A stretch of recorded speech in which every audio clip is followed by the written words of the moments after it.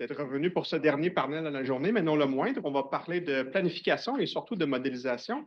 Avant toute chose, c'est assez approprié. Tout à l'heure, sur la presse, j'ai reçu une notification, sondage de la Fédération canadienne de l'entreprise indépendante. Personne ne veut payer pour la transition énergétique. Donc, c'est très à propos et on trouvera les solutions sans doute aujourd'hui avec... Je vais répondre à 98.5. Ah, c'est ça. Alors, écoutez Normand Mousseau à la radio. Non, ce n'est pas une raison pour quitter le panel. Il y a encore des solutions. Donc, je vais accueillir maintenant, et puis parmi nous, M. Louis Beaumier, qui va modérer le dernier panel de la journée.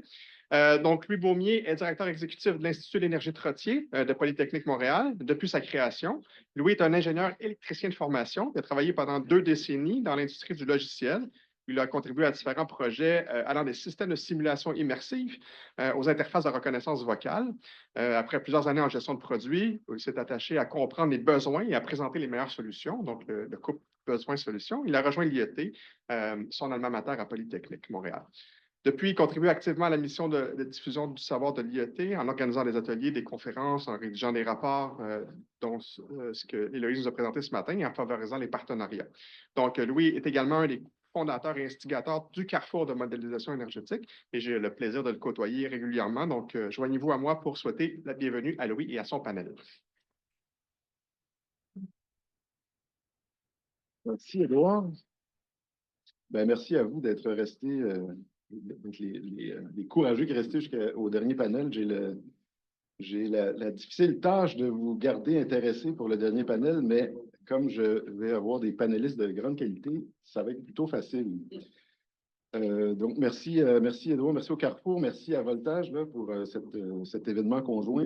C'est bien intéressant de voir que des liens se créent. Et merci à mes panélistes d'avance pour leur participation aujourd'hui. Donc, l'avantage de passer en dernier, c'est que je peux sauver un peu de temps sur la mise en contexte. Je pense que tout a déjà été dit, mais je vais quand même répéter quelques points.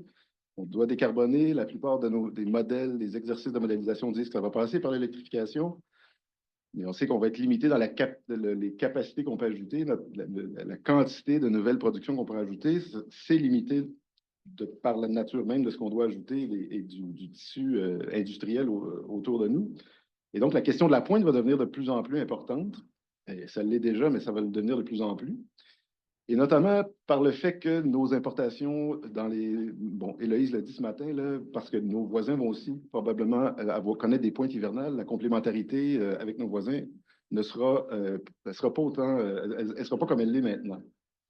Il y a quand même certaines incertitudes. La transformation de la demande, on n'a pas encore une idée très claire. On a quelques idées quant à la forme que ça pourra prendre, comment ça va évoluer, mais on n'a pas encore une idée très claire, notamment parce qu'il y a des capacités de production qui peuvent être derrière le compteur. Il y a beaucoup de nouveaux équipements qui permettront de stocker puis de déplacer un peu de demande, de jouer avec ça. Et la question de la résilience du service de par notre plus grande dépendance à l'électricité, tout ça ajoute à la complexité de l'évolution du réseau. Parce que l'objectif, c'est vraiment ça, c'est qu'il faut s'assurer que le réseau va continuer à fonctionner et va contribuer pour contribuer à la décarbonation par l'électrification. Donc, ça nous mène à la grande question du panel, comment on planifie cette évolution-là du réseau, sachant qu'il faut ajouter de la capacité, mais aussi intégrer des nouvelles technologies, notamment des technologies de gestion de la pointe, dont on ne connaît pas nécessairement la nature ni le comportement. Et qu'est-ce que ça aura ensuite comme impact sur les pratiques d'opération du réseau? C'est à revoir aussi. Et donc, comment la modélisation, la scénarisation et les outils d'analyse peuvent nous aider dans cette tâche-là d'évolution du réseau. Et c'est à cette question-là que nos panélistes vont nous aider à trouver des pistes de réponse. Et ce qui est particulièrement intéressant du panel, c'est qu'on a des gens qui viennent de milieux différents, avec des regards différents, avec des expertises différentes et complémentaires. À commencer par Stéphane Pelletier d'Hydro-Québec. Ça, c'est la perspective opérationnelle. Il a la lourde tâche, non seulement de faire en sorte que le réseau continue à fonctionner, mais qui fonctionne aujourd'hui, mais qui devra continuer à fonctionner dans les prochaines années. Anna Cybulski de SMIA, modélisation vraiment macroéconomique très haut niveau. Ça, c'est une perspective, je dirais, plus globale, qui permet de voir les liens avec le reste des autres services énergétiques. C'est-à-dire, on va électrifier, mais ça va remplacer quoi? Quels sont les impacts? Quels sont les liens? Est-ce qu'il y en a est-ce qu'il y a des interactions dont on doit tenir compte? Ensuite, Nicolas Bernier de chez Dunsky. Ça, c'est une expertise, je dirais, plus micro, plus terrain. C'est-à-dire, Oui, à travailler à de la gestion de pointe, de la réduction de demande, de décarbonation, mais à une échelle plus bas niveau. Il y a quand même des intérêts courts, moyens et des enjeux long terme dans ce type d'initiative-là ou d'activité-là. Et finalement, on termine avec Anna Dagdougui de Polytechnique Montréal. Là, je parlerai de la perspective, disons, plus stratégique, à savoir qu'est-ce que la recherche et la recherche scientifique, ce à quoi on s'intéresse maintenant et qu'est-ce qu'elle a dans son radar en termes de vers où on doit, qu'est-ce que la recherche peut nous apporter et quels sont les problèmes auxquels elle s'attaque présentement. Donc, sans plus tarder, on revient à la formule du premier panel, à savoir, on aura 3 présentations d'une quinzaine de minutes chacune, et ensuite, on passera à une période d'échange, et je vous invite à garder vos questions pour ce bloc de questions-réponses. Donc, première présentation, Stéphane Pelletier, il est chef modélisation des stratégies d'affaires à Hydro-Québec. Il est activement impliqué dans la modélisation depuis 2014, notamment la modélisation du réseau de transport. En 2021, il s'est vu confier le mandat avec quelques coéquipiers de modéliser l'ensemble du système énergétique d'Hydro-Québec, notamment pour les axes de production, transport et distribution, mais aussi en couvrant à la fois les aspects de la croissance et de la pérennité afin d'évaluer les besoins en ressources du système dans différents scénarios énergétiques. Stéphane?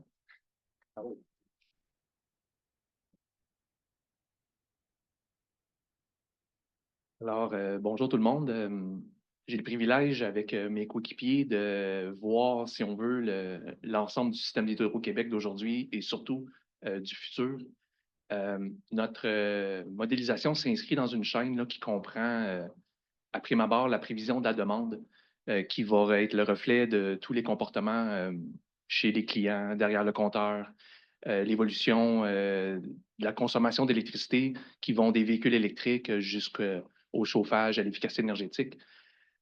Ces besoins ou cette demande croissante-là s'accompagnent de besoins en nouvelles ressources de production qui visent à avoir un bilan équilibré là, tout au long de l'année dans tous les cas de figure, avec des pointes extrêmement froides, avec une industrialisation de la charge, si on veut. Puis notre équipe, ensuite, avec la vision off-demande, va conjuguer ça avec le réseau existant, qui vient déjà avec son lot de défis, mais aussi ses capacités et ses opportunités. Puis, en appliquant les différents modèles ensemble, bien, on est capable de se faire des projections d'un futur énergétique, de combien d'investissements ou de ressources au sens large ça va requérir pour se rendre à destination. Donc, Hydro-Québec déposait l'an dernier son plan d'action 2035. Les besoins à l'intérieur étaient très bien documentés, puis on identifiait certaines priorités. Je vais parler ici surtout de la 2 et la 3, qui touchent à la fois la demande et l'offre énergétique. Le futur est incertain, ça a été dit plusieurs fois aujourd'hui, mais on peut déjà quand même tester des hypothèses, avoir des tendances lourdes et puis s'y préparer. Donc, la décarbonation, une estimation est faite là, avec un besoin de 150 à 200 TWh de plus qu'à l'heure actuelle. C'est extrêmement ambitieux, puis c'est certain que l'année 2050 est une cible. Elle peut être rectifiée, mais peu importe au moment où ça arrive, les défis vont être les mêmes. Dans les futurs simulés, on a beaucoup de trajectoires qui ont été étudiées. Le petit dessin en bas à gauche, il représente là, justement un éventail de futurs. Et puis, il y a des cas qu'on peut exclure d'ores et déjà parce qu'ils sont, on peut dire, hors limite, si on veut. Mais les cas qui nous intéressent sont ceux où on peut dégager des tendances lourdes. On peut voir en modélisation, par exemple, 7 fois sur 10, 8 fois sur 10, un phénomène se produire. Et puis, c'est ces phénomènes-là qui vont nous intéresser parce qu'ils vont requérir des actions ou des moyens de mitigation qu'on peut déjà penser, puis commencer à déployer. Si on recule de 5 ou 6 ans, l'électrification des transports n'était pas un défi encore. La croissance industrielle, la filière batterie, l'hydrogène vert n'étaient pas dans le collimateur d'Hydro-Québec ou très, très peu. Dans les années récentes, on a vu ces phénomènes-là émerger puis voir le besoin de s'actualiser et s'actualiser rapidement. Il va y avoir d'autres phénomènes comme ça qui vont se produire dans les prochaines années. Puis l'importance d'avoir des équipes prêtes à modéliser, c'est justement de pouvoir rapidement tester des éventualités et de dégager les tendances là, justement par rapport à ces phénomènes émergents-là, pour lesquels il n'y a pas d'histoire, il n'y a pas d'historique sur lequel s'appuyer, mais il y a uniquement des pronostics.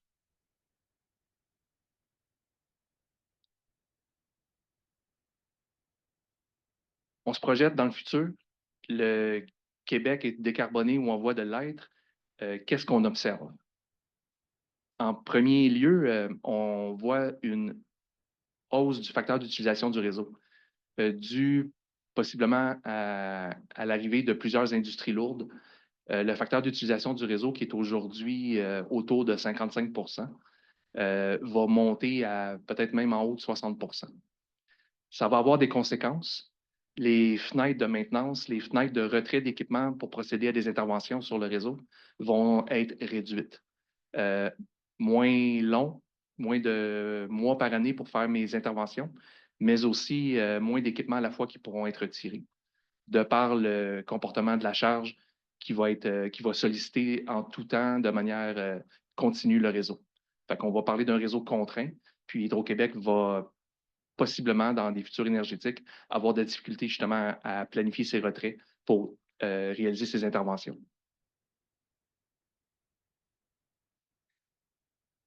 D'autres phénomènes observés, des pointes estivales. On voit ça dans plusieurs scénarios. Il y a des journées l'été particulièrement chaudes, conjuguées avec des phénomènes aussi peut-être derrière le compteur, où les clients veulent avoir de la recharge. On passe aux vacances de la construction, mais aussi peut-être avec une contribution plus faible des panneaux solaires parce qu'il y a de l'ennuagement. Fait que ces pointes estivales-là vont contribuer justement à réduire les marges de manœuvre sur le réseau en été. Il a été mentionné le panel précédent de phénomènes extrêmes en amplification. Puis ces pointes estivales-là vont peut-être concurrencer des besoins de retirer des équipements pour d'autres phénomènes. On peut penser à des feux de forêt ou des moyens comme des événements extrêmes comme ça, où on met de manière préventive des équipements en déroute. La variation à l'intérieur d'une même journée aussi est appelée à grandir dans le futur. Entre le creux et la pointe d'une journée, on est aujourd'hui à environ 4000, 4500 MW. Dans le futur, ça va être beaucoup plus que ça, peut-être du simple au double par rapport à l'heure actuelle. Ce phénomène-là est dû justement, il y a plus de clients qui vont avoir des charges différentes dans le creux de la journée où ils sont absents de la maison versus le soir lorsqu'ils reviennent et qu'ils sollicitent leurs équipements, la recharge automobile. Donc, on va avoir des variations intrajournalières accrues dans le futur. C'est aussi une tendance lourde là, qu'on peut observer.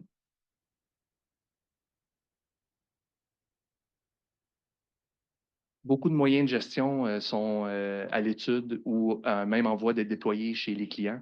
Et le comportement journalier va se modifier chez les clients. Deux cas de figure nous intéressent. Un report possible de la pointe.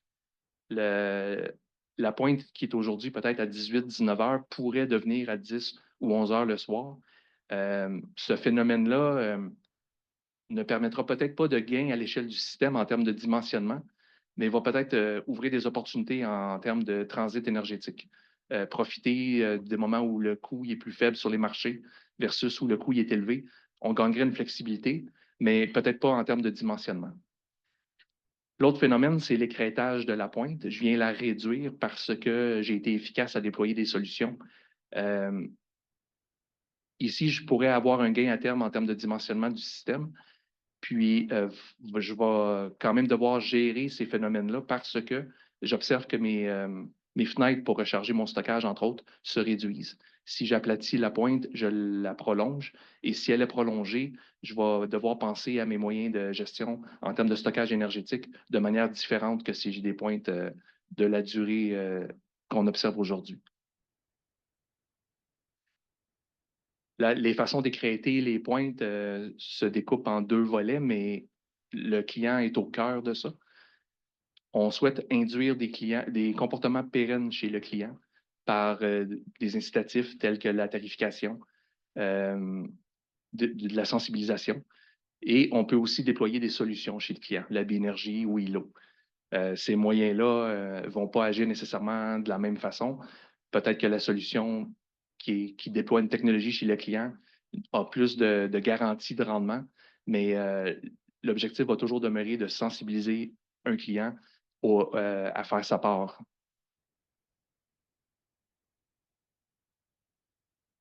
Le mix énergétique ou la composition de l'offre énergétique va aussi varier dans le futur. Aujourd'hui, on a un mix qui est composé à 90-95 % d'énergie pilotable, en très grande majorité l'hydroélectricité. Les centrales fonctionnent très bien sur appel. Je peux les interrompre aussi au moment opportun. Et dans le futur, il va y avoir une part grandissante de l'énergie intermittente. Il va y aussi y avoir une part grandissante du stockage. Le stockage, bien qu'étant pilotable, il est étiqueté imparfait, si on peut dire, parce qu'il vient avec son besoin de recharge. Il est à la fois une offre et une demande énergétique qu'il faut gérer. Il rend de fiers services, mais il y a aussi son lot de contraintes.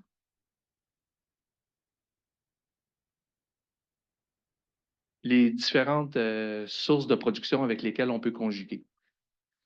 Les centrales hydroélectriques, en haut à gauche, offrent un profil vraiment intéressant parce qu'elles sont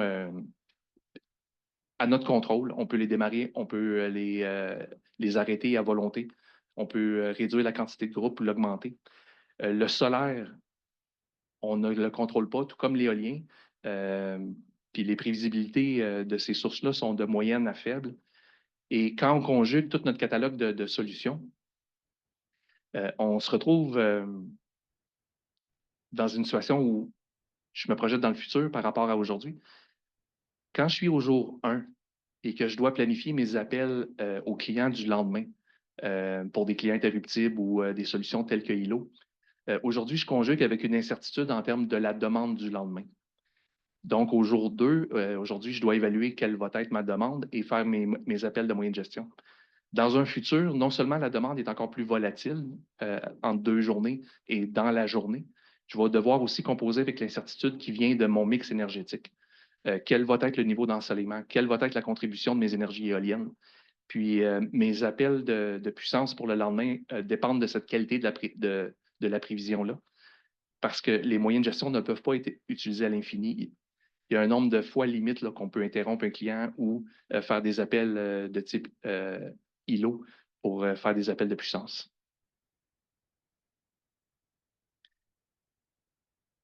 Qu'est-ce qu'on regarde en planification intégrée?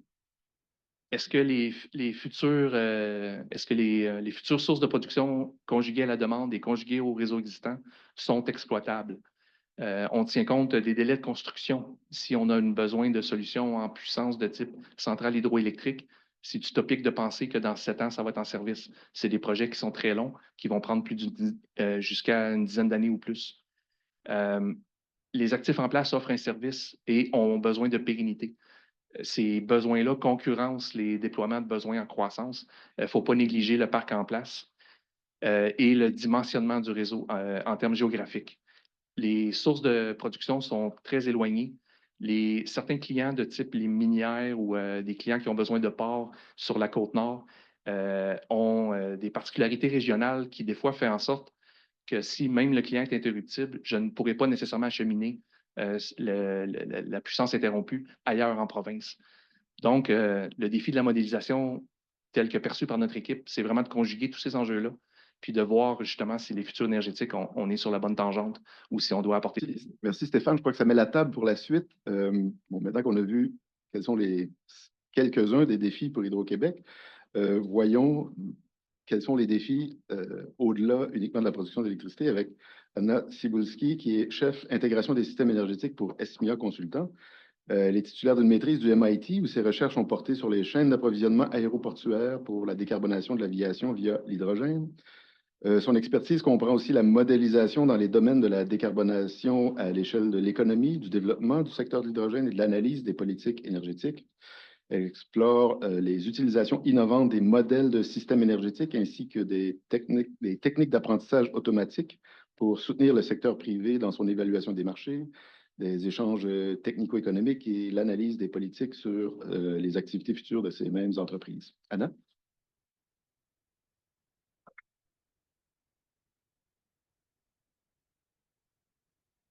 Merci pour l'introduction. OK, donc ma présentation va traiter le sujet de l'optimisation du système énergétique intégré comme un outil pour la planification de la demande électrique. Donc, pour ceux qui ne nous connaissent pas, Esmien est une firme de conseil et de modélisation fondée en 2013. On est spécialisé en modélisation 3E, donc 3E étant l'énergie, l'économie et l'environnement. Et nos projets se font principalement en Amérique du Nord, mais aussi en Europe et en Asie. Puis, on traite des études sur plusieurs sujets énergétiques, comme les impacts des politiques dont le Clean Electricity Regulation, par exemple, des études sur des voies de transition énergétique rentables à l'échelle de l'économie, et des stratégies qui sont plus axées sur des secteurs spécifiques, côté production, comme l'hydrogène ou le biochar, mais aussi côté secteur de demande, comme les bâtiments. Donc, ma présentation va d'abord présenter notre approche en termes d'optimisation des systèmes énergétiques intégrés. En deuxième, je vais parler un peu des résultats de notre modélisation et donc le rôle important de l'électrification dans le futur. Puis finalement, on va parler des défis associés à la modélisation, en particulier du secteur électrique dans un modèle du système énergétique intégré. Donc d'abord, pourquoi modéliser avec un modèle intégré? Ça amène plusieurs avantages. Donc, le premier, c'est la compétition pour les ressources. Des ressources propres, comme par exemple la biomasse, mais aussi les ressources renouvelables, sont des ressources limitées. Et donc, il faut les utiliser là où c'est le plus optimal, le plus efficace, puis où les coûts vont être optimisés. Et donc, si on pense à la biomasse, elle peut être utilisée pour faire de l'énergie, pour stocker du carbone, par exemple. Et donc, le modèle va pouvoir faire le choix d'utiliser la ressource pour l'utilisation optimale.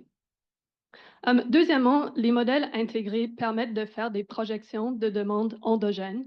Donc, au lieu de faire une hypothèse externe, disons, sur le potentiel d'électrification du transport, c'est le modèle en soi qui va faire cette projection, encore une fois, en fonction de quelle est la meilleure technologie et le meilleur carburant dans chaque sous-secteur et pour chaque utilisation.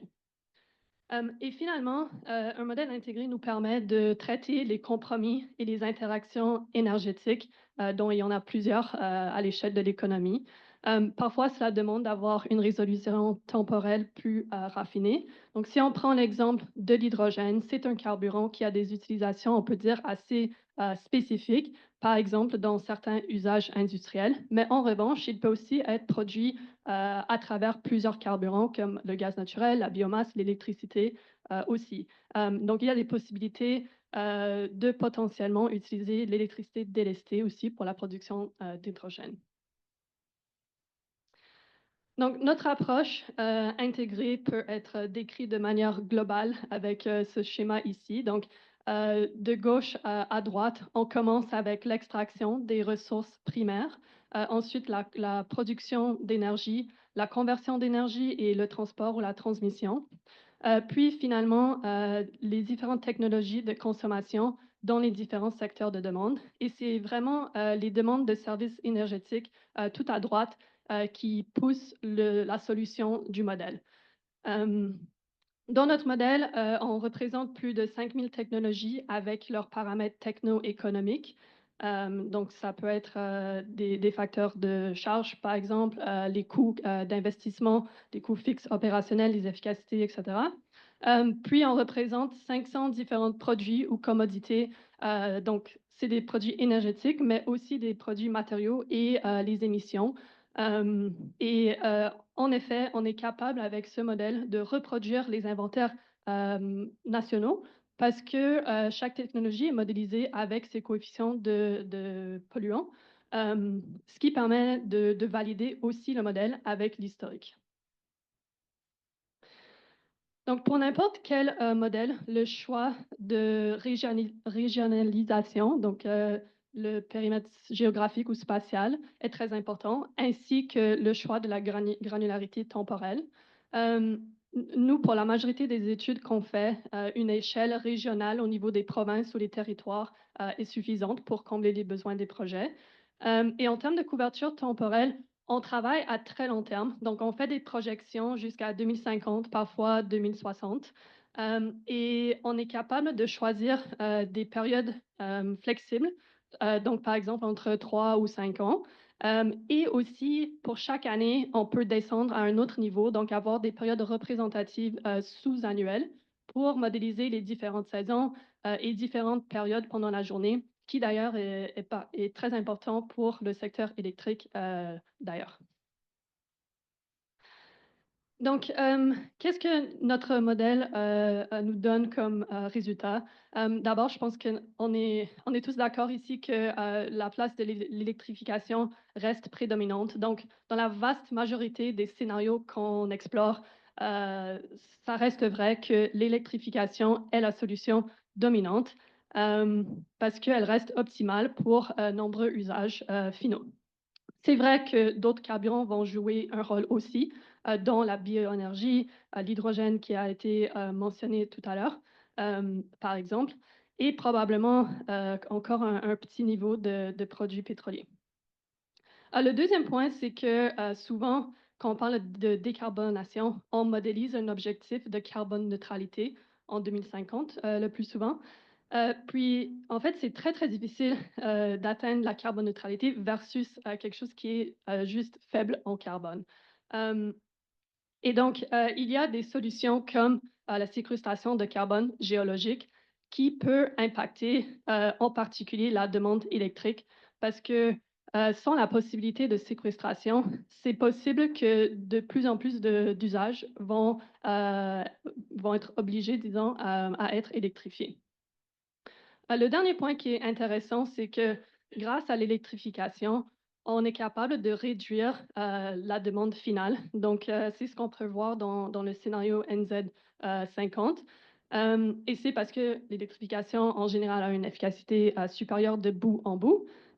Et aussi parce qu'il y a des mesures d'efficacité énergétique ou de conservation d'énergie, par exemple les enveloppes des bâtiments, qui peuvent aussi aider à réduire la demande.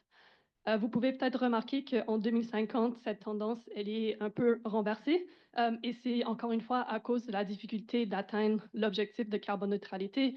En fin du compte, on a besoin d'intégrer des solutions qui sont plus énergivores, comme par exemple la DAC qui consomme beaucoup. Donc, un autre outil qu'on utilise, on peut dire que c'est un outil à la scénarisation. Donc, c'est l'idée d'explorer différentes hypothèses ou différentes futures possibles. Il y a beaucoup d'incertitudes.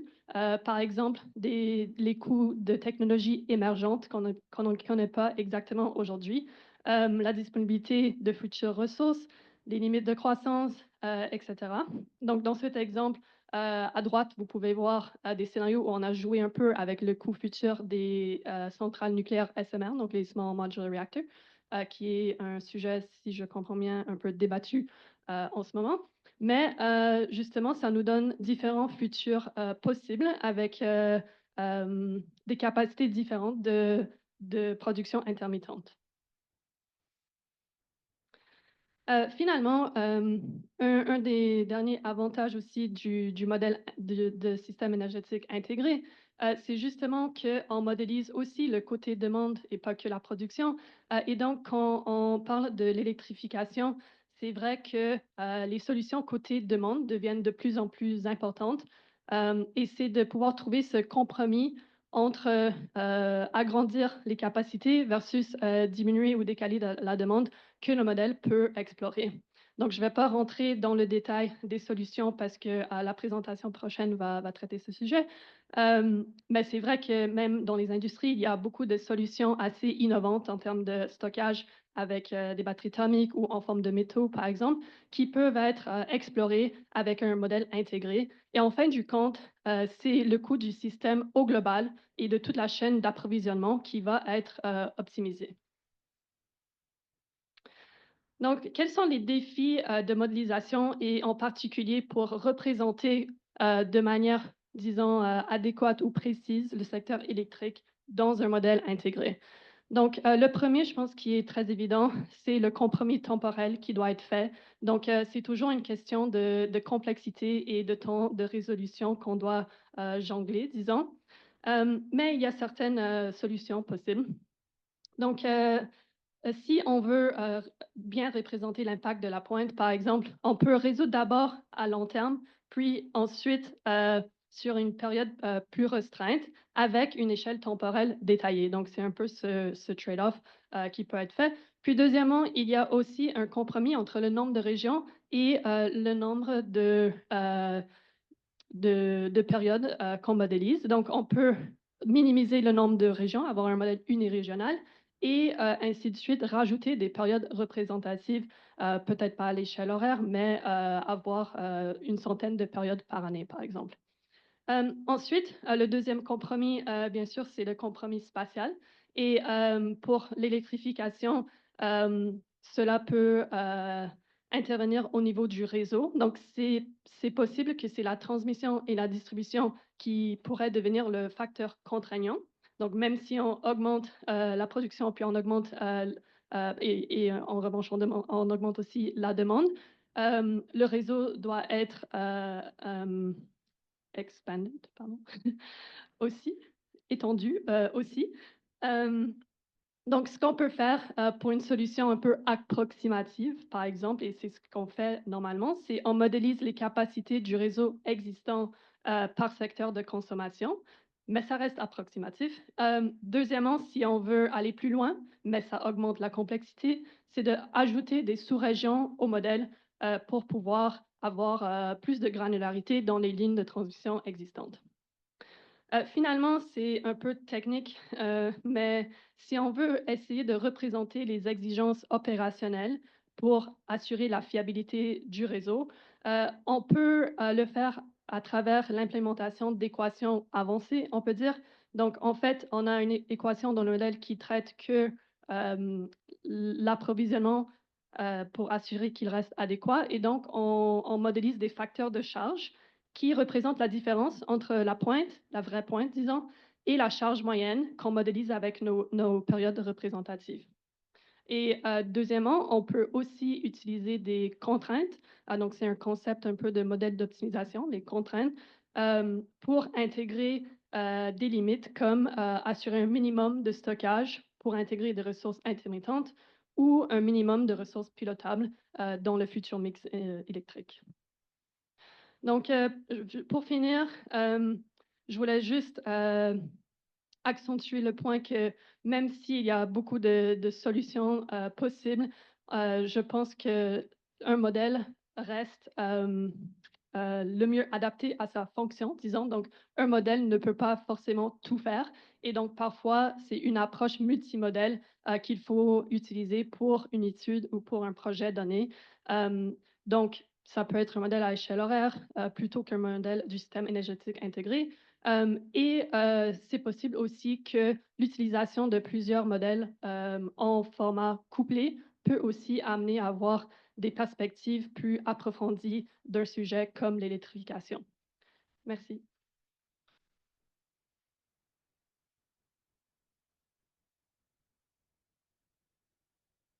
Merci, Anna. Présentation intéressante. Je me rends compte que mon côté marketing n'est pas encore assez développé parce que j'aurais pu vous dire que nous, on a utilisé ce modèle-là aussi et on a une plateforme qui s'appelle l'Explorateur de trajectoire où on présente près de 140 quelques scénarios qui mènent à la carboneutralité, chacun avec leurs compromis respectifs ou avec certaines hypothèses quant au coût et notamment au mix final. Il y avait une image dans la présentation d'Héloïse. Venez me voir, je vous donnerai l'adresse. Sinon, tapez explorateur de trajectoire et vous allez certainement le trouver. Fin de ma parenthèse marketing. Bon, on va changer d'échelle maintenant. On est passé des modèles globaux. On va revenir à quelque chose de très, très, très local, voire microéconomique.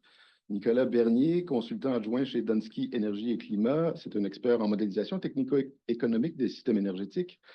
Il a épaulé un large éventail de fournisseurs d'énergie dans leurs exercices de prévision de la demande énergétique et d'implantation de stratégies d'électrification tout en garantissant la fiabilité du réseau. Il possède également une vaste expérience terrain des technologies de contrôle et d'automatisation, notamment celle pour la réponse à la demande dans le bâtiment. Nicolas?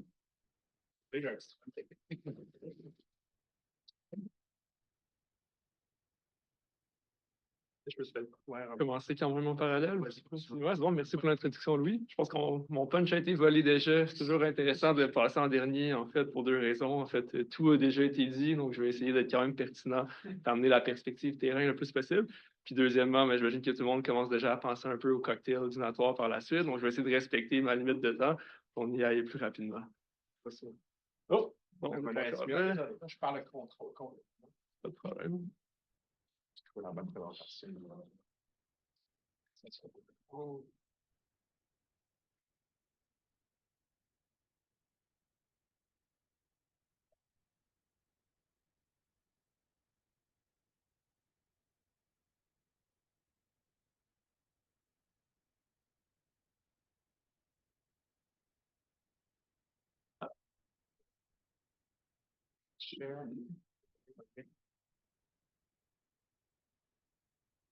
Ma faute en passant, j'ai fait des modifications de dernière minute, puis je pense que changement de présentation, c'est mal fait.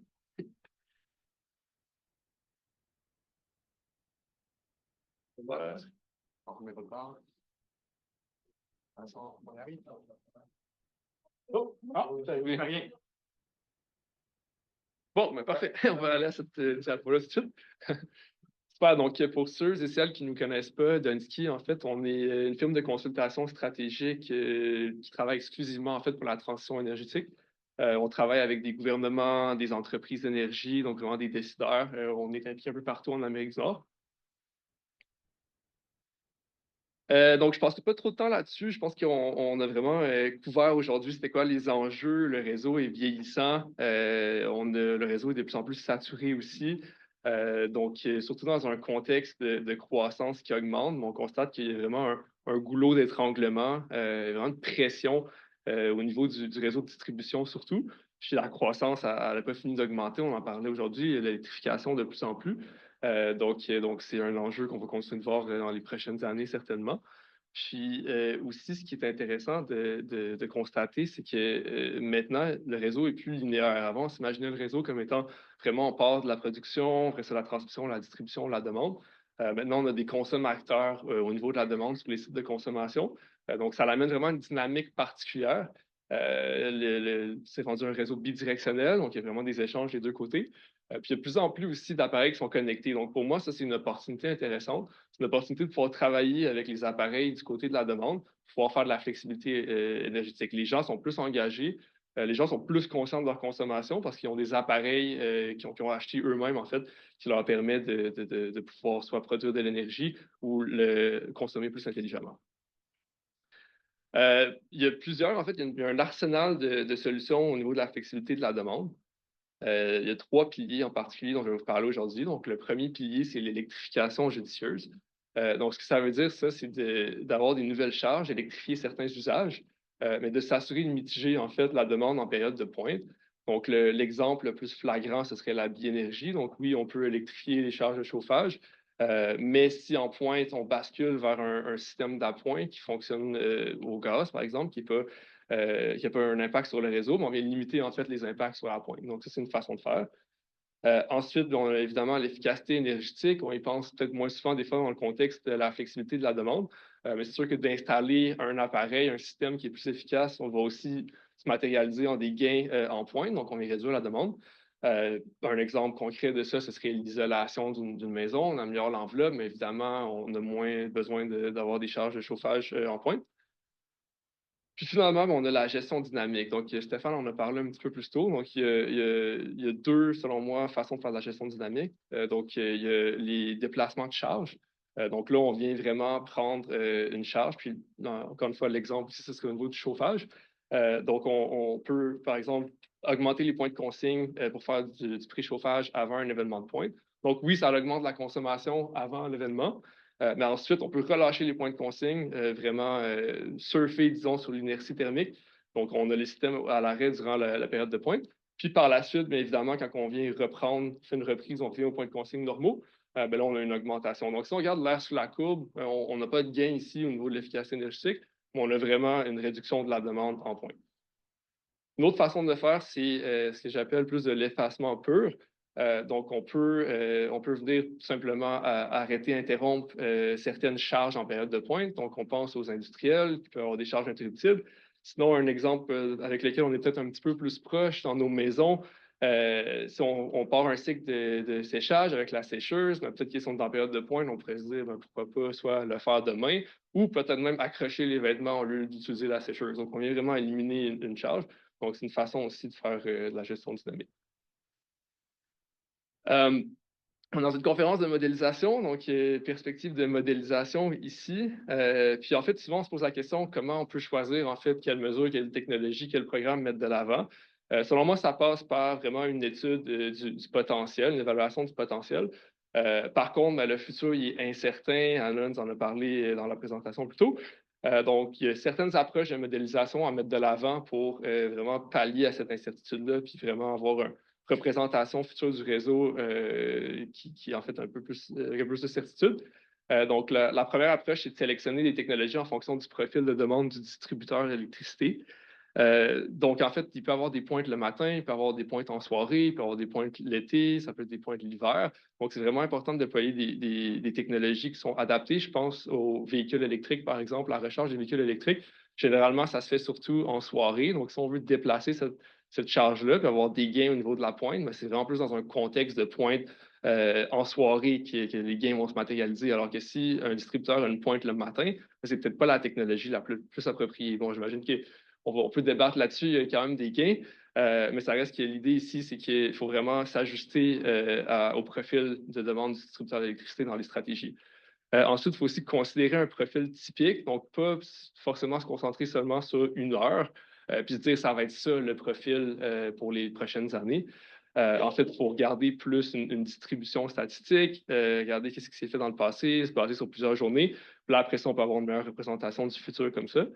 Ensuite, c'est super important aussi de prendre en considération les effets rebonds pour éviter de créer une nouvelle pointe. J'imagine que vous m'entendez mieux comme ça, hein? Excellent. Donc, comme on voit dans le graphique, en fait, à droite, on voit durant la période de pointe, oui, on peut réduire, mais en fait, qu'est-ce qui arrive si on crée une pointe après? Il y a un aspect temporel définitivement là-dedans, on en a parlé plus tôt, mais ça reste que dans un point de vue de dimensionnement, on perd nos gains s'il y a une pointe qui est créée après, parce que ce qu'on va venir regarder, c'est le delta entre la pointe qui était initialement là, puis la nouvelle pointe qui a été créée après. Donc, c'est super important quand on vient regarder la panoplie de mesures à déployer ensemble, de se concentrer sur l'interaction entre ces mesures-là, l'interaction entre ces mesures-là, puis aussi le profil de demande du distributeur, puis de s'assurer en fait qu'on ne crée pas une nouvelle pointe après. Puis finalement, ben, on peut aussi modéliser en utilisant des scénarios. Puisque le futur est incertain, mais on ne veut pas fixer des paramètres parce qu'on n'est pas sûr de ces paramètres-là. Donc, d'avoir des intervalles avec différents paramètres, ça nous permet vraiment d'avoir une meilleure visualisation de ce que le futur pourrait avoir l'air. Puis, ça nous permet aussi de faire des analyses de sensibilité, ce qui peut être intéressant pour les programmes. Ça peut être intéressant de voir quel paramètre a le plus d'impact sur le potentiel de gestion de la demande. Puis les paramètres, bien, il y a le coût des équipements qui rentrent là-dedans, le niveau d'incitatif des programmes, les politiques énergétiques, le cadre réglementaire aussi. On en a parlé aussi ce matin, je pense que c'est Benoît qui a amené le point. La perfection, c'est l'ennemi du bon. Des fois, on se concentre vraiment sur la planification, la modélisation, comment faire pour vraiment avoir le meilleur résultat à long terme. Dans un contexte où on n'a plus le luxe de prendre notre temps, la transition énergétique, ça doit se passer maintenant. En fait, selon moi, ça prend des pionniers qui essaient des approches. C'est important de faire des erreurs aussi rapidement. Comme ça, on peut apprendre de ces erreurs-là, on peut en tirer des leçons, puis on peut construire là-dessus, en fait, pour le futur. Je pense que c'est super important en fait, la question qui se pose, c'est comment convaincre les gens de participer à ces programmes de gestion de la demande-là. Donc, premièrement, petite parenthèse, c'est quoi un programme concrètement? Donc, un programme, c'est un marché cible, souvent en utilisant une technologie facilitatrice, puis une structure incitative. Donc là, ce que vous voyez à l'écran, c'est le parcours client typique pour un programme de gestion de la demande. Donc, on commence par l'achat de la technologie facilitatrice, l'installation de la technologie facilitatrice. Donc là, ça ressemble beaucoup à ce à quoi on est habitué, un programme d'efficacité énergétique, c'est les mêmes étapes. Là où ça devient particulier et complexe avec les programmes de la gestion de la demande, c'est qu'il y a un engagement constant à prendre avec les participants. Donc, il faut les convaincre de se réinscrire au programme à chaque année, à chaque saison, en fait, où il y a une pointe. Donc, il y a les étapes d'inscription, il y a la participation. Généralement, les gens ont l'option de participer ou pas, les fameux opt-out. Puis il y a un cycle de rétroaction aussi, leur donner un peu du feedback sur, bon, votre performance, c'était ça, vous pourriez en faire plus la prochaine année. Donc, c'est vraiment un élément qui est intéressant avec les programmes de gestion de la demande.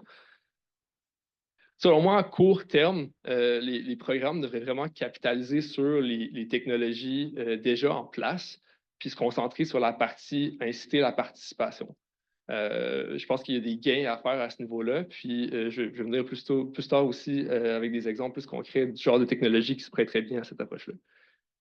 À long terme, ben là, je pense que c'est intéressant de venir donner des incitatifs pour les programmes, pour les technologies en fait facilitatrices qui prennent du temps à s'implémenter. Donc, on l'a vu ce matin, il y a la courbe de diffusion d'innovation. On est au début de la courbe. Ce que ça veut dire, en fait, c'est que ce ne sera pas demain que tout le monde va avoir une voiture électrique. Ça prend un peu de temps avant de se rendre là. Donc, c'est quelque chose qu'il faut qu'on plante la graine dans le marché actuellement. Puis ça va prendre vie plus tard un peu, selon moi. La bonne nouvelle, c'est qu'il y a des technologies qui existent dès maintenant. L'effacement manuel pour la clientèle commerciale, ça, c'est quelque chose qui est ressorti chez Dunsky. On aime bien ça, faire des scans juridictionnels, regarder ce qui se fait ailleurs, s'inspirer de ce qui se fait ailleurs, puis essayer de l'appliquer au contexte ici. Cette mesure-là, en fait, c'est une mesure qu'on voit dans les bâtiments commerciaux depuis longtemps. Ce qui est intéressant, par contre, c'est qu'il y a de plus en plus de systèmes centralisés de gestion, de systèmes d'automatisation de l'énergie dans les bâtiments, les fameux BAS, BMS. Donc, ça facilite vraiment la participation au programme de gestion de la demande. Donc, à mon avis, il y a encore des gains à faire à cet endroit-là. Puis, en fait, ce qui est intéressant, c'est qu'on peut faire l'effacement, on peut envoyer le signal manuellement. Donc, par courriel, par exemple, pour convaincre la participation, ou il y a aussi possibilité de l'envoyer de façon automatique. Donc, il y a un standard, en fait, à ce niveau-là, OpenADR, qui permet de transmettre un signal de façon automatique via un API dans le système de gestion des bâtiments. Donc là, on vient de débloquer vraiment des gains additionnels aussi parce que le temps de réponse est vraiment rapide. Donc, on peut s'en servir pour faire des services ancillaires, vu que c'est automatisé aussi, mais on enlève un peu plus l'aspect humain dans l'équation. Donc, il n'y a pas forcément un opérateur de bâtiment qui doit être là, qui regarde ses courriels, qui reçoit le courriel, OK, là, je vais baisser la température de telle pièce, ça se fait tout automatiquement. Donc, à mon avis, c'est vraiment quelque chose qui va comme débloquer le potentiel à ce niveau-là. Puis, au niveau des exemples d'opérations en période de pointe, bon, là, je donne l'exemple d'une purge d'air frais. Donc, on peut définitivement augmenter le débit d'air neuf avant la période de pointe, puis ensuite faire de la modulation du débit d'air neuf. Là, quand on réduit l'air neuf, on réduit la nécessité de chauffer cet air-là. C'est vraiment une charge importante. Donc, c'est une façon de faire de la gestion de la pointe ici. Puis, il y a des exemples d'applications aussi dans les magasins de détail, les bureaux, les hôtels qui font usage de l'intelligence artificielle. Anand va en parler un petit peu plus en détail dans sa présentation, donc je ne vais pas en parler trop à ce moment-ci. Mais ce qui est intéressant, par contre, avec ces bâtiments-là, c'est quand l'architecture est simple, quand les horaires sont assez prévisibles, c'est vraiment, ça se porte bien à développer des modèles puis venir prédire, en fait, ça va être quoi l'occupation, ça va être quoi la charge thermique dans ces bâtiments-là. Donc, ça facilite vraiment, après ça, les opérations pour les stratégies de déplacement de la charge. Une autre technologie qui est vraiment présente en Amérique du Nord, c'est les thermostats intelligents, surtout dans la clientèle résidentielle. Surtout les thermostats à basse tension, parce qu'il y a vraiment une proposition de valeur qui dépasse en fait la gestion de la demande. Donc, les gens, généralement, vont s'acheter un thermostat intelligent pour avoir, oui, des gains en efficacité énergétique, mais aussi au niveau du confort et de la surveillance. Donc, quelqu'un qui va à son chalet la fin de semaine va peut-être vouloir regarder c'est quoi la température intérieure dans sa maison pour être sûr que la température n'est pas trop froide. Donc, ce qui est intéressant, c'est que si le thermostat est déjà installé, mais là, il peut avoir un programme qui incite la participation, puis ce programme-là, mais il coûte moins cher parce qu'il n'y a pas besoin de venir prendre en considération l'installation de la technologie. Au Québec, on est dans un contexte un peu différent. On a beaucoup des thermostats de ligne associés à des plaintes électriques. Donc là, le coût il augmente considérablement parce que ça prend un thermostat par plainte. Donc, c'est 5 à 10 thermostats par maison. Donc, on parle pour un coût incrémental de 50 à 100 $ de plus qu'un thermostat programmable. Donc là, on est dans le 500 à 1000 $ juste pour installer des thermostats intelligents. Donc là, c'est le genre de technologie pour laquelle il faudra avoir un programme qui vient vraiment aider avec la barrière la barrière de coût à l'entrée, puis donc il faudrait donner des incitatifs pour l'installation. Exemple d'opération, je l'ai mentionné au début, préchauffage des pièces, puis après ça, on peut relâcher les points de consigne en période de pointe. Pour finir, plus une perspective d'avenir au niveau des solutions. Donc, il y a définitivement des charges émergentes qu'on voit de plus en plus arriver sur le réseau. Donc, la recharge des voitures électriques, c'en est une. Puis, il y a vraiment une opportunité de se concentrer là-dessus dès maintenant. Donc, il y a des programmes de subvention pour l'installation de bornes de recharge. Ce qui pourrait être fait, en fait, c'est d'obliger que de donner des subventions seulement pour des bornes de recharge intelligentes. Donc, ce que ça permet, c'est de pouvoir faire de la gestion de la demande avec ces bornes de recharge-là qui ne sont pas encore installées, donc qui vont être installées. Donc, il y a vraiment une opportunité pour le futur.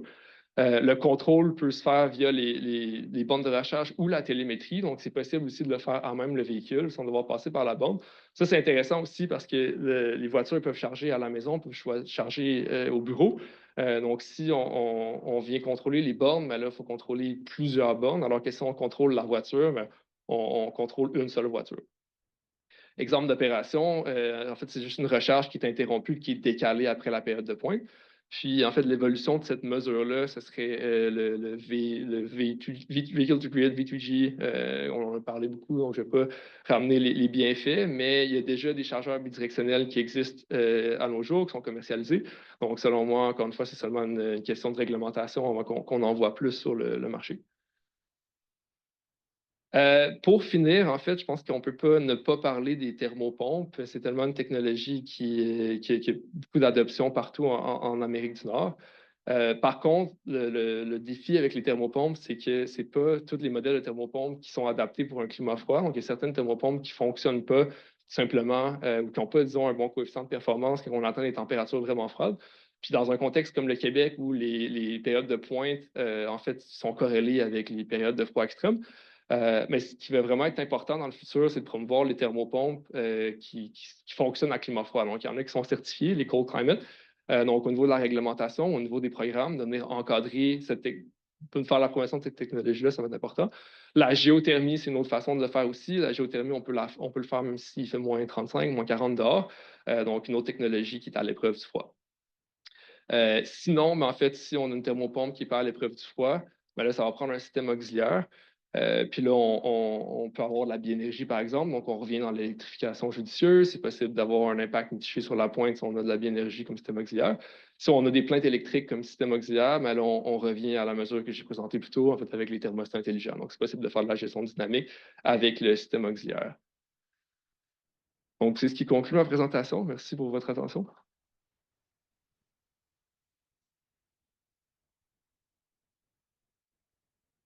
Merci beaucoup, Nicolas. Dernière présentatrice, mais non la moindre, Anna Dagdougui, qui est professeure titulaire à Polytechnique Montréal au département de mathématiques et de génie industriel. Elle est titulaire d'un doctorat en ingénierie des systèmes de la faculté d'ingénierie de Gênes et Mines ParisTech. Elle s'intéresse aux applications de l'optimisation mathématique et des techniques d'apprentissage automatique aux problèmes des réseaux intelligents, des micro-réseaux et des bâtiments intelligents notamment. Et ses recherches portent également sur la modélisation technico-économique et la planification des systèmes basés sur les énergies renouvelables, la réponse à la demande et le transport électrique. Anna? Anna? Merci. Bonjour à tous et à toutes. Donc, je suis ravie d'être ici aujourd'hui, de partager avec vous quelques éléments de réflexion sur notre futur énergétique. Donc, j'aurai deux défis aujourd'hui. Alors, le premier, c'est un défi en ce qui concerne, bien sûr, éviter de vous noyer dans mes détails mathématiques. Donc, c'est un défi que j'avais au départ quand on m'a demandé de présenter. Et le deuxième défi, c'est de présenter toute la quantité d'informations que je vais présenter en 10-15 minutes. Donc, préparez-vous, mais je parle vite, donc ça va vraiment m'aider aujourd'hui. Donc, c'est ça, pour commencer, j'ai repensé un peu au titre. Donc, je pouvais copier-coller le même titre de l'événement, mais j'ai rajouté le mot décomposer pour mieux gérer. Donc, c'est toujours l'approche de recherche qu'on fait, c'est une approche où on veut vraiment résoudre le problème avec une approche vraiment top-down. Là, c'est une approche qui commence par le bas. Donc, on cherche à décomposer le problème. On parle de la stratégie de gestion de la demande. On décompose pour mieux gérer cette demande. Donc, c'est un peu la stratégie que je vais présenter aujourd'hui dans mes activités de recherche. Donc, pour commencer, on aura bien sûr plusieurs tendances dans le réseau. Alors, comme vous le savez tous, le point essentiel, c'est la flexibilité de la demande. Donc, bien sûr, on a besoin de plusieurs nouveaux joueurs. Alors, des joueurs qui peuvent venir du secteur résidentiel, institutionnel, du transport électrique et bien sûr de d'autres secteurs émergents. Je cite par exemple les serres agricoles qui sont se multiplient pas mal à Montréal. Et bien sûr, cette nouvelle tendance nous emmène bien sûr à repenser un peu à notre flexibilité de la demande en termes de changements fondamentaux dont on aura besoin pour activer ces stratégies de gestion de la demande. Donc, j'ai décomposé ça en 4 éléments. Donc, le premier élément, c'est les modèles économiques. Alors, quand on parle de modèle économique, comment on va faire pour engager la clientèle? Bien sûr, on parle de différents secteurs de clientèle, mais qu'est-ce qu'on pourra faire, bien sûr, pour engager la clientèle, tenant compte, bien sûr, de leur profil de consommation? Deuxième élément, c'est comment on organise les marchés. Donc, bien sûr, à date, on n'a pas de marché de détail de l'énergie. Donc, bien sûr, il faut penser à des schémas de détail d'énergie qui sont adaptés au contexte québécois, bien sûr, un contexte qui est, bien sûr, où on a une seule hydro. Donc, bien sûr, il faut toujours tenir en compte qu'on doit garder la visibilité sur nos charges, sur nos ressources distribuées, et c'est un élément essentiel dans le développement de ces marchés d'énergie. Troisième élément, c'est la modélisation, l'analyse prédictive. Donc, bien sûr, on commence toujours par le profil de consommation. Alors, on a les profils de consommation qui peuvent être micro ou macro. Donc, la compréhension de ces profils de consommation vont nous aider, bien sûr, à prédire, mais aussi à prescrire. Donc, bien sûr, à proposer, à recommander à différents types de consommateurs comment ils doivent gérer leur consommation et quel appareil ils doivent contrôler. Et finalement, je termine par la gestion et l'optimisation, qui est le volet le plus intéressant, en tout cas de mon point de vue de recherche. Et comment gérer tous ces décideurs? Parce qu'on a pas mal de décideurs sur les réseaux, commençant par le consommateur jusqu'au réseau de transport. Bien sûr, chaque décideur va avoir ses propres objectifs et bien sûr va vouloir garder l'information locale. Donc l'idée, le défi essentiel, c'est comment optimiser tout en évitant bien sûr, de partager trop d'informations et en ayant une équité aussi dans cette façon de gérer l'énergie. Donc, bien sûr, par rapport aux stratégies de gestion de la demande, on a pas mal de stratégies. Des stratégies. Alors, l'objectif principal de la gestion de la demande, c'est d'équilibrer l'offre à la demande en tout le temps, parlant de millisecondes jusqu'en, bien sûr, plusieurs années. Bien sûr, il y a des stratégies qui sont soit du côté de l'offre, soit du côté de la demande. Il y a des stratégies, bien sûr, de gestion qui sont long terme, d'autres qui sont plus court terme. Et il y a bien sûr des stratégies qui vont agir sur le réseau de transport et qui vont agir sur le réseau de distribution. Mais bien sûr, l'objectif principal, l'équilibrage de l'offre et la demande. Donc, on peut proposer des stratégies traditionnelles telles que l'expansion du réseau de transport ou même importer l'énergie de nos voisins. Mais on peut également penser à des stratégies plus sophistiquées telles que le contrôle thermique automatique de plusieurs bâtiments, juste en tenant compte la météo et le confort des bâtiments et le confort des occupants, pardon. Donc, l'objectif, bien sûr, c'est de pouvoir réaliser plusieurs modifications sur les profils de charge, des modifications qui peuvent, bien sûr, faire le lissage de la charge ou faire, bien sûr, l'écrétage, lissage, l'écrétage de la charge ou déplacer, bien sûr, la période de pointe en des périodes, bien sûr, qui sont moins problématiques pour le réseau. Donc, bien sûr, dans notre démarche, on a plusieurs outils. Alors, plusieurs outils qui doivent être déployés. Alors, des outils, bien sûr, qui vont être associés à la physique du réseau. Bien sûr, avant de parler de tous les modèles, il faut tenir en compte qu'on doit tenir en compte l'écoulement de puissance dans les réseaux. Bien sûr, cet écoulement de puissance doit être fait effectivement en termes de millisecondes ou en termes d'années. On doit tenir en compte également notre réseau de transport parce qu'on sait avec l'électrification de transport, on a un réseau de transport qui est superposé sur un réseau électrique. Donc, bien sûr, il faut tenir en compte ces deux dimensions dans nos décisions. Les bâtiments et bien sûr toute la mécanique du bâtiment qui est intéressante et importante et surtout le critère humain à l'intérieur, les aspects politiques, réglementaires et bien sûr à ça on rajoute toutes les parties méthodologie, simulation, identification, les techniques d'intelligence artificielle, l'optimisation et bien sûr les analyses statistiques qui sont tous des outils primordiaux. Donc, Premier outil que j'aimerais discuter avec vous, c'est un outil qui n'a pas été abordé beaucoup aujourd'hui, c'est l'outil de la prédiction de la demande. Donc, bien sûr, on parle beaucoup de la gestion de la demande, des stratégies de gestion de la demande. Alors, de mon point de vue, une des stratégies importantes, c'est prédire cette demande. Et quand on parle de la prédiction de la demande, on peut prendre la demande globale du Québec et la prédire. Ça, on parle des approches plus top-down. Donc, on prend toute la demande, on sait bien, on a vu pas mal de présentations qui ont montré un peu les périodes de pointe hivernales. Par contre, l'approche qu'on propose ici, c'est une approche un peu plus décomposée. Donc, au lieu de prédire toute la demande du Québec, pourquoi pas ne pas décortiquer cette demande pour aller bien sûr prédire selon plusieurs échelles. Donc, on parle par exemple par une échelle géographique. Par exemple, au lieu de prédire tout le Québec, prédire par exemple la consommation et la pointe au niveau des municipalités, au niveau des villes, au niveau bien sûr de plusieurs postes de distribution électrique, d'une part, la limite sectorielle, et là bien sûr on parle des différents types de consommation, industrielle, commerciale, résidentielle et de la demande du secteur de l'agriculture, et bien sûr la limite temporelle. Donc on peut parler d'une limite qui va traiter le court terme ou même le très court terme, 5 minutes en avance, à des méthodes qui vont traiter le long terme, qui peut aller d'une année ou à plusieurs années. Donc, bien sûr, tous ces niveaux de prédiction sont vraiment importants, dépendamment du niveau de décideur. Donc, où se trouve le décideur dans cette chaîne? Donc, un élément essentiel que j'aimerais vous identifier ici, c'est plus on se dirige vers le consommateur, plus bien sûr la quantité de données diminue, parce qu'on parle uniquement d'un seul consommateur. Par contre, le nombre de transactions augmente et l'importance de données augmente parce que ça agit sur la gestion de la demande et sur les tarifications. Donc, bien sûr, il faut savoir à quelle échelle on doit prédire. Est-ce qu'à l'échelle du TSO, le réseau de transport, ou à l'échelle des consommateurs? Et bien sûr, l'incertitude augmente quand on part plus vers le consommateur, qui est l'élément essentiel un peu de ce changement. Outils de prédiction, bien sûr, les outils sont vraiment matures, qui peuvent aller d'utilisation des méthodes statistiques à des méthodes qui sont plus basées sur l'intelligence artificielle. Donc, peu importe l'outil qu'on utilise, il faut vraiment faire une attention particulière aux données qui doivent être utilisées pour mieux prédire la pointe et pour mieux prédire un peu la demande. Donc, bien sûr, il y a tout le volet météorologique. Et là, on parle de différentes données météorologiques. Le défi plus associé aussi à la croissance démographique, l'évolution technologique, les facteurs économiques et sociétaux. Et là, bien sûr, ça s'adresse plus à la prédiction long terme. L'occupance, qui est toujours une donnée manquante dans les modèles de prédiction, qu'on est capable de remplacer à travers les données calendrier. Alors, par exemple, si on cherche à prédire un lundi, on doit voir tous les lundis qu'on avait fait précédemment. Donc, et aussi tenir en compte un peu les différents événements qu'on a à travers l'année. Donc, c'est des approches qui peuvent nous aider un peu à créer des nouvelles entrées qui remplacent un peu la donnée occupance, qui est une donnée vraiment essentielle et manquante.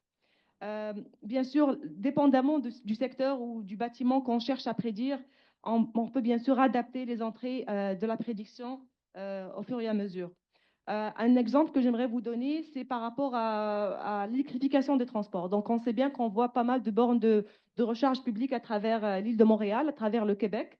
Donc, c'est essentiel de voir un peu, d'étudier ces bornes de recharge pour comprendre un peu leur popularité, pour prédire un peu leur fonctionnement et également pour savoir où on mettra les nouvelles bornes de recharge dans le futur. Donc, l'idée dans ce projet de recherche, c'est de regrouper et de prédire et de réaliser la prédiction de l'usage des bornes de recharge en tenant en compte, bien sûr, le taux d'utilisation. Alors, le taux d'utilisation pour chaque borne, le nombre de connexions des véhicules électriques, le ratio, bien sûr, temps d'utilisation, le début et la fin. Donc, une fois qu'on a ces informations, on est capable d'agréger ou de regrouper les différentes bornes de recharge selon leur comportement. Ça va nous aider d'abord à comprendre la popularité d'une borne par rapport à l'autre, donc comprendre ce qu'il y a autour de la borne qui va influencer la localisation. Donc, ça nous donne un peu des entrées pour la planification future. Et aussi, ça nous permet aussi de prédire et de mieux gérer un peu ces bornes de recharge dans le contexte du réseau. Et là, on parle bien sûr de la gestion de la coordination et même pour le V2X ou V2J qui peuvent être implémentés plus tard. Donc, une partie aussi, oups, désolé. Voilà. Donc, une autre partie, un autre deuxième élément essentiel, une fois qu'on a tous ces volets de prédiction établis, soit au niveau des électrifications des transports ou au niveau des plusieurs secteurs, etc., On doit tenir en compte ces prédictions pour créer des modèles d'optimisation et de contrôle, bien sûr, de la demande. Bien sûr, on est dans un système vertical, donc on a le seul Hydro-Québec à la production, le transport et la distribution. La visibilité que Hydro-Québec n'a pas, c'est au niveau des ressources distribuées qui vont être implémentées dans le futur. Donc, on n'est pas capable de voir qui installe une borne chez lui ou pas. Donc, c'est clair que c'est un élément, quand on perd la visibilité sur les ressources distribuées, c'est qu'on va voir le changement des profils de charge à travers les années, mais sans comprendre un peu l'origine de ce changement. Donc, c'est un élément important pour le réseau de garder la visibilité, peu importe les modèles d'affaires qui vont être développés après avec les agrégateurs. Le défi par rapport à l'optimisation, on en a plusieurs, comme j'ai cité avant. Donc, on a plusieurs décideurs. Donc, on a d'abord, comme j'ai dit, l'utilisateur ou le consommateur.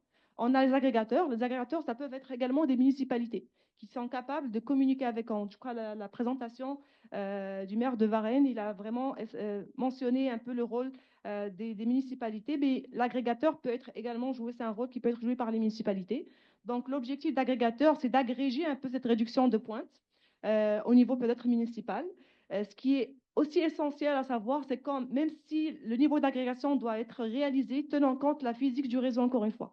Parce que si on oublie un peu l'écoulement de puissance du réseau, on peut bien sûr créer des agrégateurs, mais qui va s'occuper du réseau. Donc, il faut que soit que le réseau de distribution ou une autre entité s'occupe un peu de cet échange dans le réseau électrique. La connectivité, bien sûr, et la gestion des données massives, parce qu'on va traiter plusieurs données, plusieurs signaux de contrôle qui peuvent être échangés.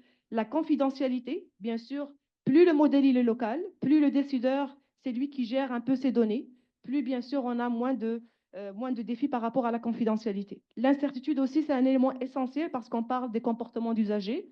On parle également des ressources distribuées, panneaux photovoltaïques probablement, et des éoliens qui s'en viennent dans le réseau de transport.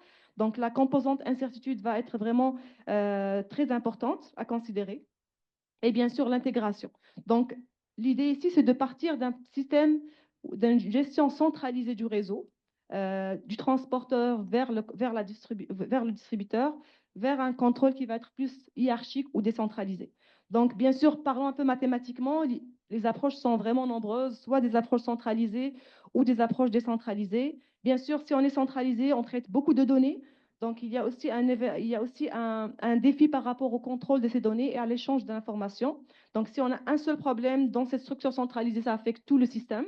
Par contre, les structures décentralisées sont des structures un peu égoïstes. Donc, on n'a pas de coopération. Donc, chacun va se comporter d'une façon vraiment, va se comporter seul.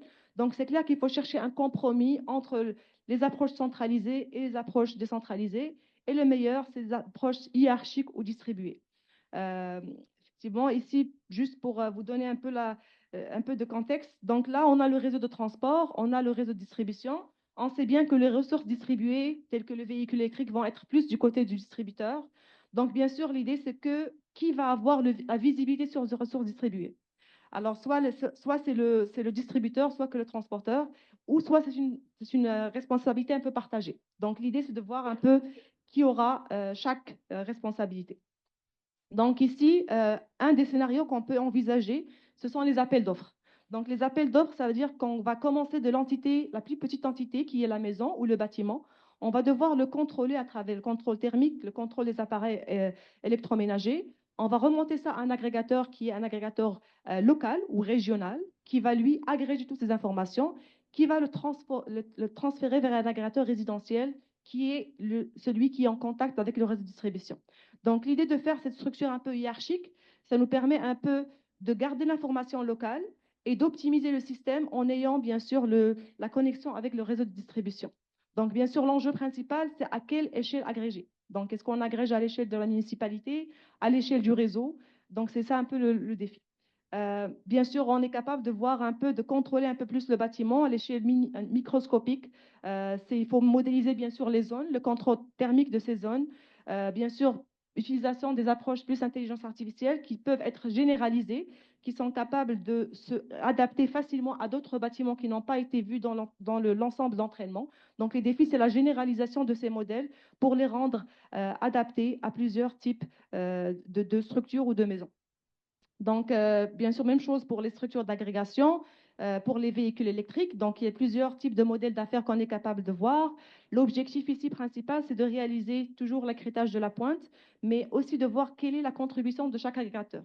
Et dans cette contribution, il faut être vraiment assez équitable parce qu'il y a les agrégateurs qui vont avoir plusieurs véhicules électriques, donc ils vont participer plus, ils vont avoir plus, mais d'autres qui en ont moins, mais pas parce qu'ils ont moins, mais parce que moins de connexions de véhicules électriques. Donc, l'idée, c'est de voir développer des modèles équitables qui peuvent redistribuer un peu les récompenses d'une façon vraiment entre plusieurs usagers. Donc, pour terminer, je vois que Edouard a dit 1 minute, dernière diapo. Donc, juste quelques clés. J'ai été en train de voir, de repenser un peu moi-même à cette gestion énergétique, comment elle doit se faire. Donc, je crois qu'il faut commencer par le monitoring, le suivi de la charge. Donc, quand on parle de suivi de la charge, un suivi microscopique de différentes catégories de la charge, commençant par nos consommateurs, etc. Et là, je vais ouvrir un peu le point, c'est que nous-mêmes, on doit suivre notre charge. Parce que je crois que la majorité ici, ils vont voir uniquement la facture énergétique vers la fin du mois. Donc, je crois que personne ne va ouvrir pour voir combien ils consomment à l'instant T.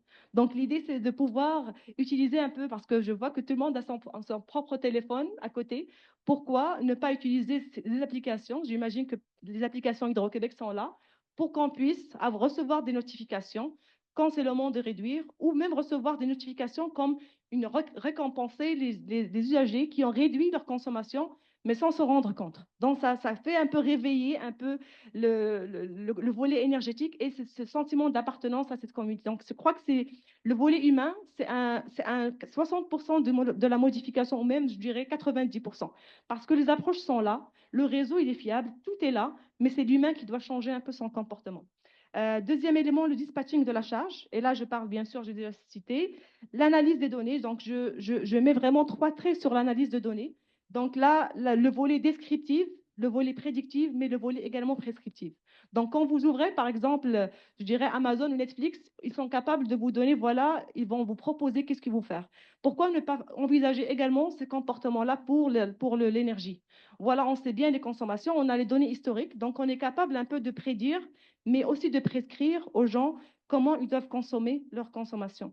Donc, aussi les modèles d'affaires, schéma de coordination et d'optimisation, et finalement les engagements clientèle. Et là, je ne parle pas uniquement des engagements individuels, mais des engagements plus communautaires.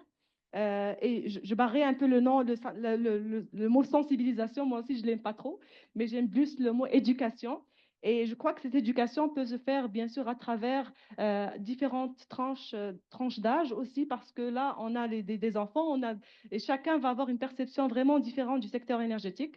Je pense aux enfants, par exemple, ils consomment de l'énergie d'une façon vraiment irresponsable, je crois.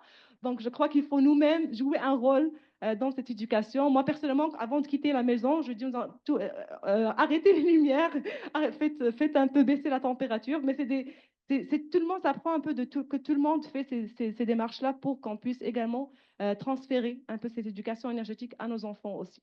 Donc, je vous remercie et désolée pour le retard.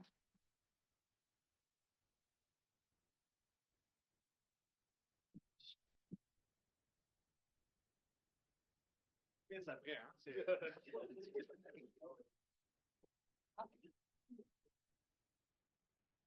Merci. C'était effectivement très chargé, Anand, mais tout ça très clair. Je pense que ça ouvre la porte à plusieurs autres présentations. Bon, je lancerai par préparer vos questions. Je vais commencer par une première question moi-même.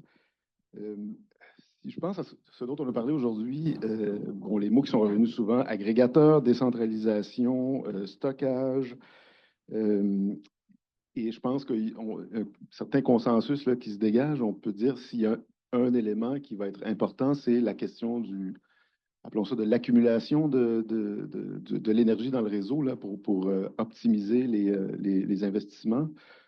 Donc, sur ce thème-là, et je dirais aussi, bon, on peut voir dans les modèles très haut niveau, les modèles macro, on va optimiser l'investissement parce qu'on suppose que tous les acteurs sont des acteurs rationnels.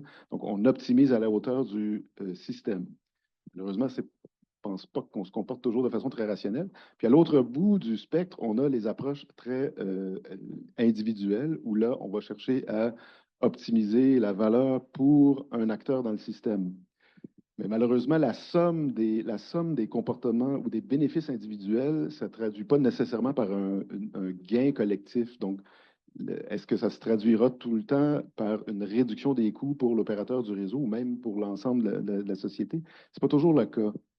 Alors, comment on trouve l'équilibre entre ces deux extrêmes-là? Puis peut-être que l'objet qui symbolise ça, pour moi, c'est la question du stockage. C'est-à-dire, quelle est la valeur du stockage selon où est-ce qu'on le met dans le réseau, sa taille et son utilisation? Est-ce qu'on peut trouver un équilibre ou trouver une façon de mettre une valeur là-dessus à travers la modélisation? Vos réactions là-dessus? Bon, si je veux le reformer, en modélisation, comment on arriverait à faire ça? Quel est le défi pour faire ça? Je peux le prendre. Donc, en termes de modélisation, bien sûr, on a différents types de modèles, le modèle individuel et le modèle, bien sûr, qui va être agrégé. Donc, parlons modèle individuel. Si on parle de la batterie, ce n'est pas équitable d'avoir une batterie individuelle. D'avoir une batterie dans notre maison, ça ne va pas être équitable avec les tarifications qu'on a. Ni un panneau PV, ni les deux. Donc, on a fait les tests. Bien sûr, ce n'est pas vraiment rentable. Avoir une batterie à l'échelle plus agrégée, ça peut être rentable. Cependant, ce qui est intéressant, c'est qui investit dans cette batterie d'abord et comment on va partager un peu l'énergie entre les différents usagers. Donc, si tout le monde investit dans la batterie, bien sûr, le partage doit être un peu équitable ou selon la contribution. Et si c'est le réseau, bien sûr, je crois que ça va être plus à des fins d'éviter un peu des pannes ou de mettre un peu aussi le système de stockage là où c'est problématique dans le réseau parce qu'il faut également cibler la région où on veut mettre un peu ces ressources distribuées. Pour rebondir là-dessus rapidement, je pense qu'il y a aussi une composante d'économie d'échelle quand on pense au niveau du réseau, mais là, définitivement, les systèmes de stockage vont être moins chers, du moins à déployer. Par contre, ce qui est intéressant, pour faire du pouce un peu sur ce que je disais tantôt aussi, c'est quand la technologie est déjà déployée du côté du consommateur. On travaillait avec une utilité au Vermont récemment, puis en fait, ce qu'on a constaté, c'est qu'il y a beaucoup de batteries là-bas, parce qu'il y a beaucoup de pannes, donc pour la résilience, les gens sont plus dans des milieux ruraux aussi, ils ont déjà des batteries à la maison, donc là, ça devient pas cher pour l'utilité de venir faire du dispatch avec la batterie qui est déjà là. Donc, pour moi, ça dépend vraiment juste de qu'est-ce qui est déjà présent, qu'est-ce qu'on peut utiliser. Puis là, par la suite, mais s'il n'y a rien et qu'on part de nulle part, mais peut-être que là, c'est plus favorable, plus économique, disons, d'aller à l'échelle au niveau du réseau. Là, on parle de l'existant, mais justement, si on se projette en 2050, est-ce qu'on a tout ce qu'il faut ou qu'est-ce qu'il nous faut dans les outils de modélisation pour arriver à mettre une valeur sur ça? Parce que là, il faut penser qu'il y aura une compétition aussi même pour les ressources, une compétition pour les technologies à déployer. Je ne sais pas si, Anna, vous avez Oui, je pense qu'il y a quand même un aspect de valeur dans un modèle intégré parce que le concept des prix est intégré dans un modèle d'optimisation et le prix, c'est une fonction de la demande et aussi de l'approvisionnement en même temps. Donc, si il y a plusieurs secteurs qui augmentent leur demande en électricité et que l'approvisionnement n'est pas capable d'être étendu euh, pour y répondre, ben, le prix dans le modèle va augmenter. Donc, il y a ce concept dans le modèle. Mais la question de l'échelle et de l'agrégation, c'est aussi une très bonne question et c'est un choix de modélisation. Donc, on a parlé des choix temporels, des choix régionaux qui touchent aussi au sujet de stockage. Mais effectivement, on ne va pas modéliser chaque bâtiment, on ne va pas modéliser chaque véhicule. Par contre, dans l'industrie, c'est là peut-être où ça a plus de sens de modéliser chaque plante parce que c'est déjà à une plus grande échelle et justement, l'impact peut être plus large. Et pourquoi c'est important si on prend le secteur électrique en particulier? On pourrait modéliser tous les générateurs de vent, par exemple, de manière agrégée, ou on peut faire le choix de les modéliser de manière individuelle. Et ce choix a un impact parce que chaque ressource peut être déployée avec un différent niveau de charge. Et deuxièmement, parce que chaque actif a une différente durée de vie en fonction de quand elle a été déployée. Et donc, je dirais que c'est les deux facteurs qui font en sorte que la modélisation plus raffinée est très importante dans certains secteurs. Et si je peux ajouter un élément, en se projetant dans le futur, on voit d'énormes besoins, puis ces besoins-là créent aussi des opportunités de synergie. Le stockage se marie très bien avec des énergies moins pilotables comme le solaire ou l'éolien. Le solaire ou l'éolien, grand volume, occupe énormément de terrain, d'adjoindre des capacités de stockage à proximité peut être une opportunité qui permettrait justement d'optimiser ce qui n'est pas optimisable localement, là, pourrait l'être avec une vue un peu plus macroscopique, là. Et la question justement de l'agrégation comme ça, puis notamment pour ce qui est du stockage ou de l'accumulation, là, puisqu'il joue à la fois le rôle de consommateur et de producteur, qu'est-ce que ça représente comme défi dans les différents modèles? Les périodes de recharge, comme je mentionnais tout à l'heure, si on a des pointes qui sont prolongées dans le temps, la période de recharge est tout aussi réduite. Puis la soutenabilité qu'on va requérir de nos moyens de stockage ne sera pas la même si on a une pointe qui dure 6 heures que si on a une pointe qui dure 3 heures. Donc, c'est des éléments à prendre en compte dans la modélisation, justement. Ouais, je vais juste ajouter pour une perspective de modélisation aussi. C'est sûr que ça ajoute une contrainte. On peut penser à juste un état binaire ou une batterie, soit que ça charge, soit que ça décharge. Ça peut pas être les deux en même temps. Donc, je pense que c'est juste de prendre en considération, en fait, ça, puis d'optimiser avec ces contraintes-là. Et à plus haut niveau, peut-être, dans les modèles de très haut niveau, Anna? Euh, ouais, donc, ça dépend aussi de qui va s'occuper de cette charge, du contrôle de la charge ou la décharge. Donc, si on parle un peu batterie, une grande batterie qui est implémentée par exemple dans un quartier, donc là, le contrôle va devenir plus facile parce qu'on a uniquement, disons, deux variables, une charge ou une décharge. Par contre, si on va le déployer à plusieurs, à échelle de plusieurs maisons, là, qui va s'occuper de cette gestion? Est-ce que si c'est la maison, c'est bon, mais si c'est un agrégateur qui s'occupe de cette charge-décharge, donc la résolution du problème, mathématiquement, va prendre plus de temps parce qu'on a plus de variables décisionnelles. Donc, c'est un peu un défi aussi, un compromis à faire entre l'investissement et entre le temps de calcul parce qu'on doit opérer ces batteries dans le réseau. Mais en termes de modélisation, je crois qu'on n'a pas de problème. On est capable de les modéliser dans les deux cas. Oui. Peut-être, je rajouterais juste que côté production versus côté demande, ben, c'est aussi le coût du réseau qui va être pris en compte. Donc, si c'est côté production, peut-être qu'il faudra ajouter le coût d'expansion du réseau, tandis que côté demande, euh, on peut peut-être sauver cet aspect du coût. Sur ça. Et cette notion justement d'agrégateur, est-ce qu'on la prend bien en compte dans les modèles ou comment on la représente? Est-ce que c'est un acteur nouveau à mettre dans les modèles? Est-ce que c'est une composante? Comment on doit le représenter? Donc, je prends celle-là. Oui. Donc, point de vue recherche, la majorité des agrégateurs sont des entités virtuelles. C'est quelqu'un qui est assis avec son PC, qui est en train d'envoyer des signaux de contrôle et de recevoir d'autres signaux. C'est clair que c'est un peu une perception vraiment différente de l'agrégateur qui est le réseau. Le rôle de l'agrégateur peut être également joué par l'ordre de distribution, et là, ça devient compliqué. Parce qu'à la fois, il doit gérer le réseau électrique avec tout son écoulement de puissance, et à la fois, il doit envoyer des signaux de contrôle à différents consommateurs. Donc, mais je crois que cette connexion entre l'agrégateur et le réseau, c'est ce qui va faire en sorte que tout ce qui va être fait au niveau de l'agrégateur a du sens d'un point de vue du réseau. Mais surtout, l'agrégateur va se concentrer sur le profit et il va se concentrer sur la participation à plusieurs marchés énergétiques. On n'a pas encore les marchés. Donc, il y aurait cette compétition entre les acteurs, là. Le profit de l'agrégateur ne se traduira pas nécessairement en économie équivalente pour l'opérateur du réseau. Ça dépend et c'est pour ça qu'il faut, comme j'ai mentionné le mot, c'est visibilité. Donc, c'est clair que le réseau doit garder la visibilité sur toutes les ressources distribuées, peu importe qui va les gérer. Parce que c'est clair qu'on va se connecter au réseau. L'exemple de 11 kilowatts de batterie résidentielle, ça n'a pas de sens. Donc, l'idée, c'est de pouvoir activer les outils réglementaires pour éviter d'avoir ces problèmes parce que en premier temps, c'est un investissement colossal pour le consommateur et en deuxième temps, ça n'a aucun sens d'avoir une batterie, une recharge plus ou moins rapide dans une maison vu que la voiture reste toute la nuit connectée. Donc, oui. La question des agrégateurs pour Hydro-Québec, comment c'est envisagé ou comment c'est... Pour le moment, c'est pas à notre niveau. Nos modèles intègrent ce qui nous vient de prévision de la demande, les tendances lourdes qui sont dégagées. S'il y a des projets d'innovation qui ont du potentiel de percer, on va les refléter, mais c'est pas dans l'horizon court terme de nos modèles, là.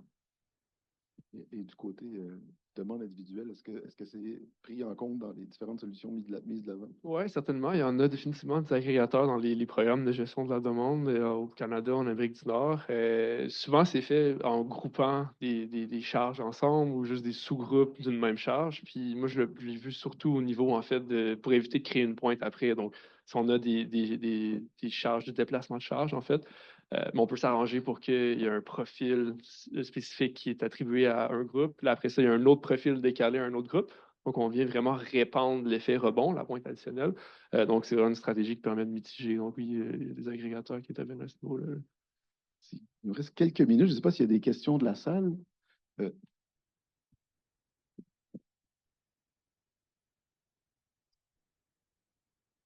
Vincent de CGI. La question est pour Stéphane, mais les autres panélistes peuvent.